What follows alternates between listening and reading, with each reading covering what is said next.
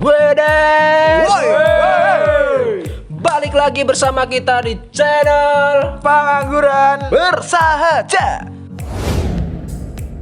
Jangan lupa tekan tombol subscribe dan nyalakan loncengnya, karena subscribe dari kalian dapat membantu mengurangi angka pengangguran di negara kita. So, pastikan kuota kalian cukup agar bisa nonton sampai habis. Makanya subscribe bacaan bokir-bokir graduate rangen. Hai manusia, Hai. balik lagi bersama kita yang nggak terkenal Dan pengen mau terkenal, tapi sok terkenal. tapi gak terkenal. Makanya aku gak YouTube gini kan terkenal. Wes kira jelas ya. Nice. Anyway, kali ini kita akan menceritakan alur film yang berjudul The Sleeping Dictionary. Film ini bercerita tentang kisah seorang pemuda Inggris dengan gadis lokal suku Dayak pada tahun 1930-an. Film ini juga menceritakan tradisi budaya ngayap, di mana ngayap itu sendiri merupakan bagian dari adat suku Dayak Ibun di daerah Sarawak, Kalimantan Barat. Iban. Salah. Boleh aku tok salah. Yang mana di suku Dayak Iban ini memperbolehkan laki-laki tinggal bersama wanita sebelum pernikahan. Namun tidak boleh melebihi sampai 3 hari berturut-turut. Kalau sudah melebihi, maka akan dinikahkan secara paksa. So, buat kalian yang penasaran, kita langsung aja mulai filmnya. Alkisah, pada tahun 1936, seorang pemuda asal Inggris yang bernama John Truscott ditugaskan ke Sarawak. Ia ditugaskan untuk mengajar adat, bahasa, dan sejarah Inggris ke tempat jajahan. Jadi di film ini, saat itu Inggris melakukan ekspansi ke beberapa daerah Indonesia. Ekspansi sendiri merupakan suatu tindakan yang dilakukan dengan tujuan menjadi lebih besar, atau bisa juga disebut salah.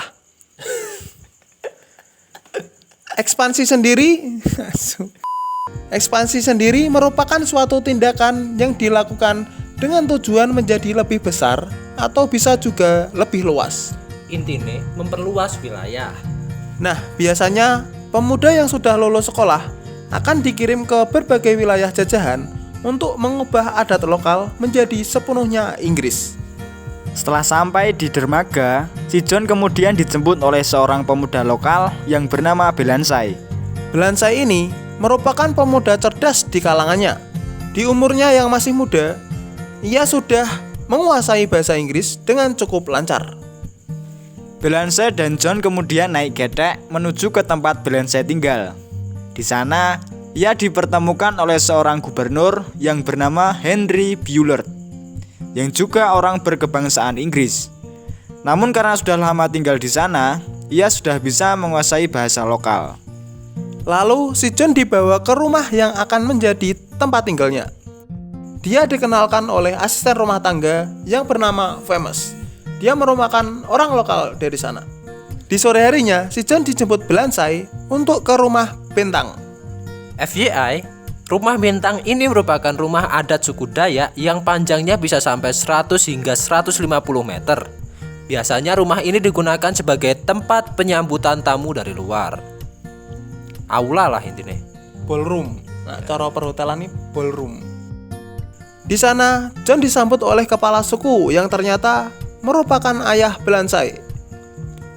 Ia disuguhi arak beras bikinan orang Dayak. Ciu nih gini.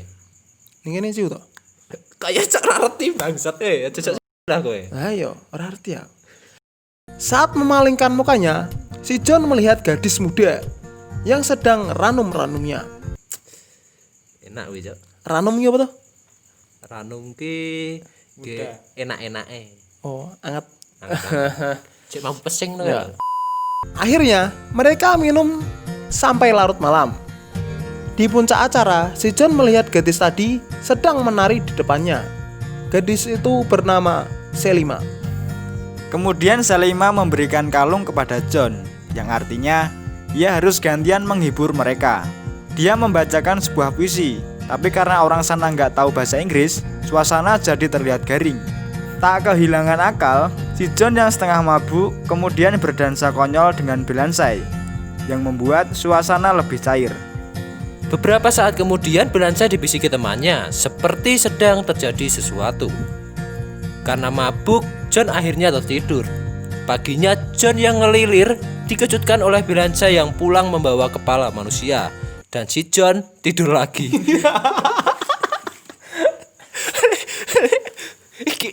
Iki apa sih? Balik-balik merah wong nggawa ndas wong kok ya. Turu meneh. Bangke. Bangsat tapi John. Lalu tidur lagi. Setelah pulang, Henry datang ke tempat si John. Beberapa saat kemudian, Salimah datang. Jadi, si John selama tinggal di sini diharuskan bisa bahasa adat dalam kurun waktu 6 bulan agar bisa menjadi guru di sini. Makanya Salimah bersama kepala suku datang bermaksud menawarkan diri menjadi sleeping dictionary atau bisa disebut ngayap. Namun karena si John belum sunat, ia menolak dan membuat Salimah jadi sakit hati. Akhirnya mereka tetap satu rumah, namun cuman sebatas mengajarkan bahasa doang. Biologinya enggak. Biologi ini. Aman main aman gue ini biologi Jo. Selama tinggal serumah, si John mulai mengatur-atur Salimah layaknya seorang pembantu, yang membuat Salimah marah karena merasa tak dihargai. Layaknya laki-laki yang selalu salah, si John akhirnya meminta maaf. Nah, di sini Salimah ngomong kalau aslinya ia adalah keturunan Inggris. Jadi dulu ibunya adalah seorang sleeping dictionary juga. Namun saat ia berumur 4 tahun, ayahnya selesai kontrak sehingga ayahnya balik lagi ke Inggris. Beberapa hari kemudian, si John dan Salimah akhirnya sudah mulai akrab layaknya pasangan suami istri. Sehingga tak hanya pelajaran bahasa aja yang Salimah ajari, namun bertambah ke mata kuliah biologi. Scene pun berganti. Si John mendapat undangan makan malam di kediaman Henry guna menyambut kedatangan anak perempuannya yang baru saja tiba di Sarawak. Namanya Cecil. Keesokan harinya terjadi sengketa lahan antara dua kampung. Sesuai budaya di sana, mereka menyelesaikan permasalahannya dengan cara tarik tambang. Dan itu menjadi tontonan bagi orang Inggris yang tinggal di sana. Cecil tadi yang baru saja tiba memotret orang-orang lokal di sana. Salimah yang ikut terpotret merasa tak nyaman dengan perbuatannya karena dirinya merasa dijadikan objek kepentingan pribadinya.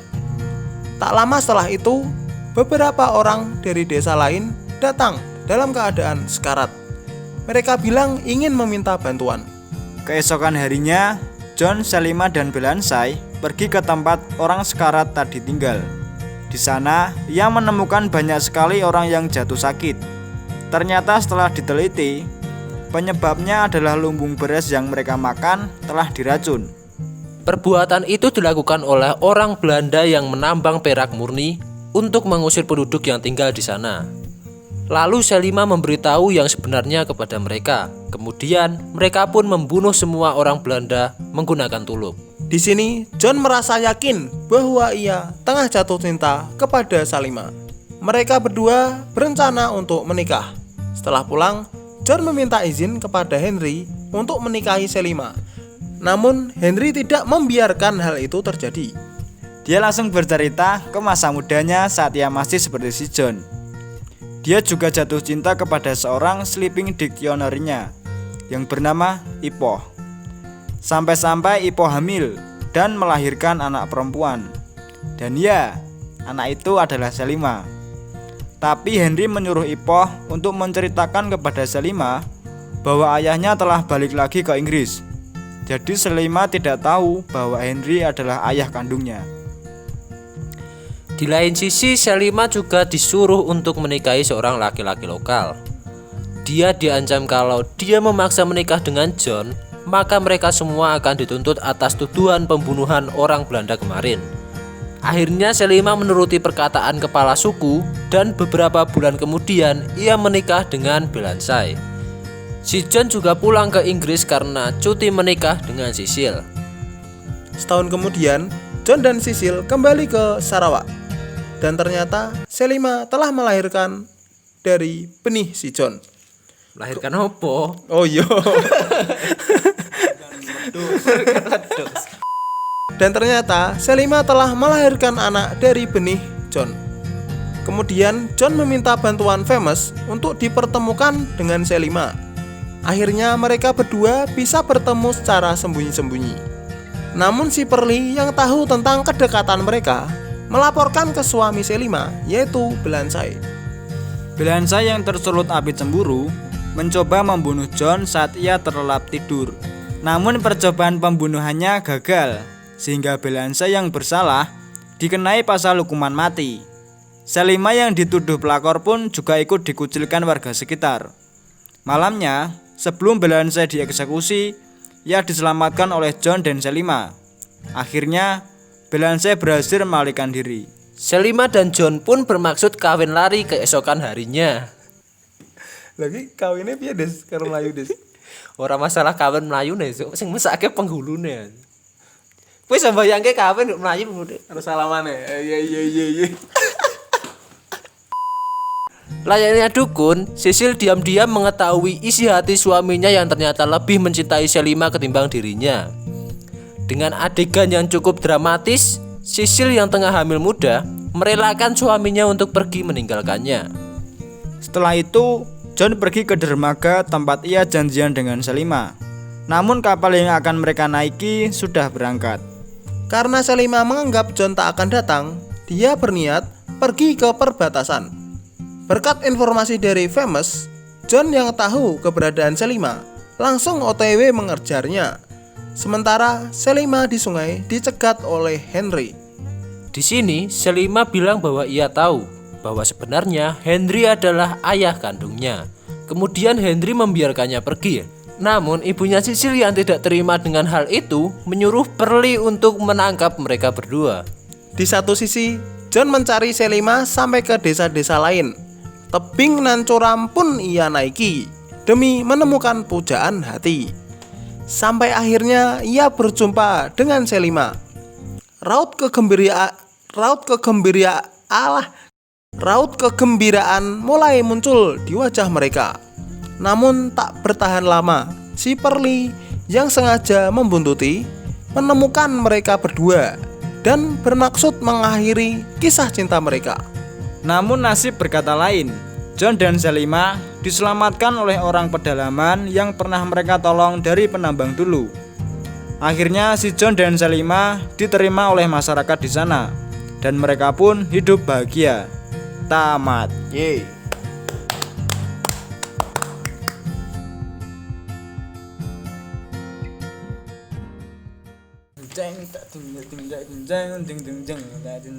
Intro. Biar gak kena copyright. Ya. Ya, simpulan. Ya, intinya di film ini tuh menceritakan tentang dua orang manusia yang saling mencintai, namun terhalang oleh Adat istiadat yang mereka ada. masing-masing. Iya. Kurang lebih seperti itu. Kalau menurut kami sih di film ini cukup unik ya karena memadukan dua budaya dalam satu romansa. Selain itu juga mengekspos tradisi suku Dayak sehingga dikenal masyarakat luas. Jadi pelajaran yang bisa kita ambil dari film ini adalah cintailah produk dalam negeri. Karena bule aja suka, masa kita enggak? Oke, saya rasa itu aja. Apa ada tambahan? Cukup. Cukup? Oke. Saya Yunan. Saya Amin. Saya Tri. Kita semua Pangguran. see you.